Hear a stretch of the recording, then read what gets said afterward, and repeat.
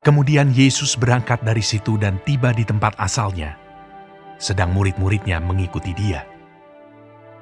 Pada hari Sabat, ia mulai mengajar di rumah ibadat, dan jemaat yang besar takjub ketika mendengar dia, dan mereka berkata, Dari mana diperolehnya semuanya itu? Hikmat apa pulakah yang diberikan kepadanya? Dan mujizat-mujizat yang demikian, bagaimanakah dapat diadakan oleh tangannya? Bukankah ia ini tukang kayu? Anak Maria, saudara Yakobus, Yoses, Yudas, dan Simon? Dan bukankah saudara-saudaranya yang perempuan ada bersama kita? Lalu mereka kecewa dan menolak dia. Maka Yesus berkata kepada mereka, Seorang nabi dihormati di mana-mana, kecuali di tempat asalnya sendiri, di antara kaum keluarganya dan di rumahnya. ia tidak dapat mengadakan satu mujizat pun di sana, kecuali menyembuhkan beberapa orang sakit dengan meletakkan tangannya atas mereka. Ia merasa heran atas ketidakpercayaan mereka. Lalu Yesus berjalan keliling dari desa ke desa sambil mengajar. Ia memanggil ke-12 murid itu dan mengutus mereka berdua-dua. Ia memberi mereka kuasa atas roh-roh jahat dan berpesan kepada mereka supaya jangan membawa apa-apa dalam perjalanan mereka kecuali tongkat, roti pun jangan, bekal pun jangan, uang dalam ikat pinggang pun jangan. Boleh memakai alas kaki, tetapi jangan memakai 2 baju. Katanya selanjutnya kepada mereka, Kalau di suatu tempat kamu sudah diterima dalam suatu rumah, tinggallah di situ sampai kamu berangkat dari tempat itu. Dan kalau ada suatu tempat yang tidak mau menerima kamu, dan kalau mereka tidak mau mendengarkan kamu, keluarlah dari situ, dan kebaskanlah debu yang di kakimu sebagai peringatan bagi mereka. Lalu pergilah mereka memberitakan bahwa orang harus bertobat, dan mereka mengusir banyak setan, dan mengoles banyak orang sakit dengan minyak, dan menyembuhkan mereka. Raja Herodes juga mendengar tentang Yesus, sebab namanya sudah terkenal, dan orang mengatakan, Yohanes Pembaptis sudah bangkit dari antara orang mati. Dan itulah sebabnya kuasa-kuasa itu bekerja di dalam dia. yang lain mengatakan, Dia itu Elia. yang lain lagi mengatakan, Dia itu seorang nabi, sama seperti nabi-nabi yang dahulu. Waktu Herodes mendengar hal itu, ia berkata, Bukan, dia itu Yohanes yang sudah kupenggal kepalanya dan yang bangkit lagi. sebab memang Herodeslah yang menyuruh orang menangkap Yohanes dan membelenggunya di penjara berhubung dengan peristiwa Herodias, istri Filipus saudaranya, karena Herodes telah mengambilnya sebagai istri. Karena Yohanes pernah menegur Herodes. Tidak halal engkau mengambil istri saudaramu. Karena itu, Herodias menaruh dendam pada Yohanes dan bermaksud untuk membunuh dia, tetapi tidak dapat, sebab Herodes segan akan Yohanes, karena ia tahu bahwa Yohanes adalah orang yang benar dan suci, jadi ia melindunginya. Tetapi apabila ia mendengarkan Yohanes, hatinya selalu terombang-ambing. Namun ia merasa senang juga mendengarkan dia. Akhirnya tiba juga kesempatan yang baik bagi Herodias. Ketika Herodes pada hari ulang tahunnya mengadakan perjamuan untuk pembesar-pembesarnya, perwira-perwiranya, dan orang-orang terkemuka di Galilea.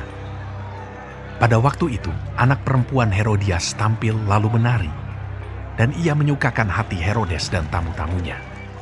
Raja berkata kepada gadis itu, Minta daripadaku apa saja yang kau ingini, maka akan kuberikan kepadamu.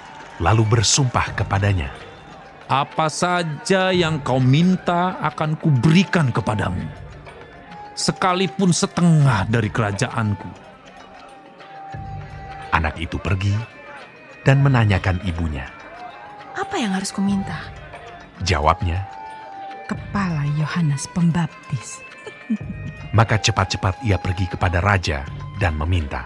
Aku mau supaya sekarang juga engkau berikan kepadaku kepala Yohanes Pembaptis di sebuah talam. Lalu sangat sedihlah hati raja, tetapi karena sumpahnya dan karena tamu-tamunya, ia tidak mau menolaknya. Raja segera menyuruh seorang pengawal dengan perintah supaya mengambil kepala Yohanes. Orang itu pergi dan memenggal kepala Yohanes di penjara. Ia membawa kepala itu di sebuah talam dan memberikannya kepada gadis itu, dan gadis itu memberikannya pula kepada ibunya. Ketika murid-murid Yohanes mendengar hal itu, mereka datang dan mengambil mayatnya, lalu membaringkannya dalam kuburan. Kemudian rasul-rasul itu kembali berkumpul dengan Yesus dan memberitahukan kepadanya semua yang mereka kerjakan dan ajarkan.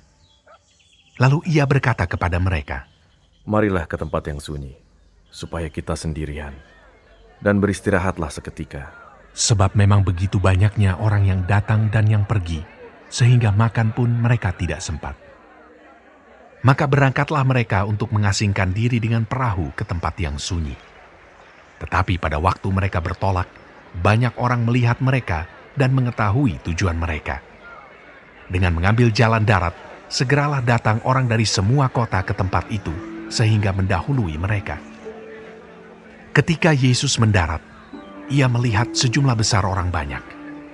Maka tergeraklah hatinya oleh belas kasihan kepada mereka, karena mereka seperti domba yang tidak mempunyai gembala. Lalu mulailah ia mengajarkan banyak hal kepada mereka.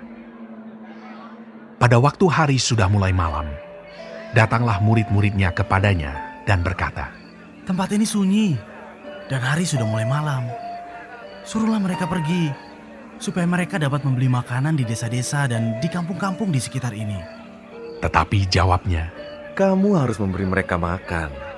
kata mereka kepadanya, Jadi, haruskah kami membeli roti seharga 200 dinar untuk memberi mereka makan?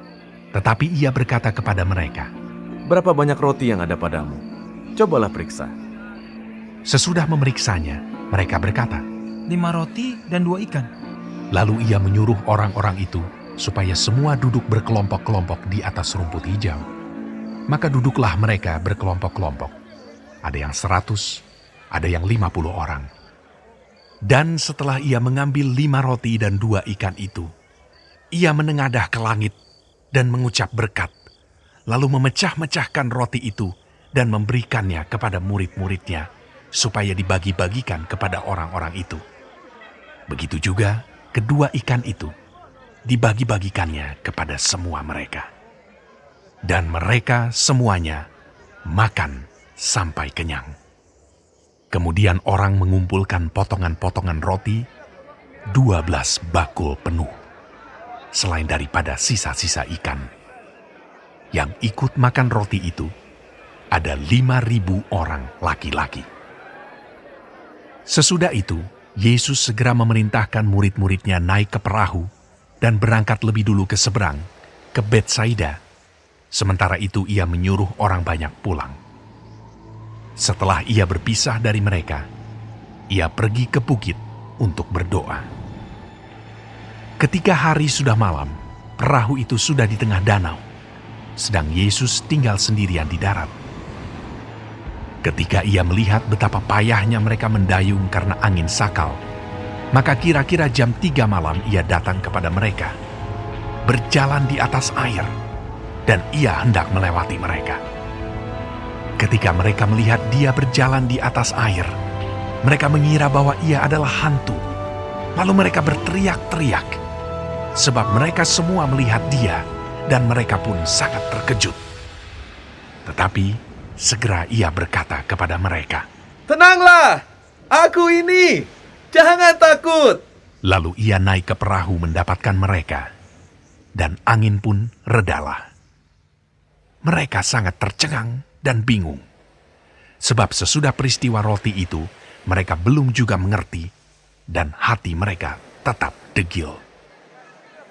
Setibanya di seberang, Yesus dan murid-muridnya mendarat di Genesaret dan berlabuh di situ. Ketika mereka keluar dari perahu, orang segera mengenal Yesus. Maka berlari-larilah mereka ke seluruh daerah itu dan mulai mengusung orang-orang sakit di atas tilamnya kepada Yesus di mana saja kabarnya ia berada. Kemanapun ia pergi, ke desa-desa, ke kota-kota, atau ke kampung-kampung, orang meletakkan orang-orang sakit di pasar dan memohon kepadanya supaya mereka diperkenankan hanya menjamah jumbai jubahnya saja. dan semua orang yang menjamahnya menjadi sembuh.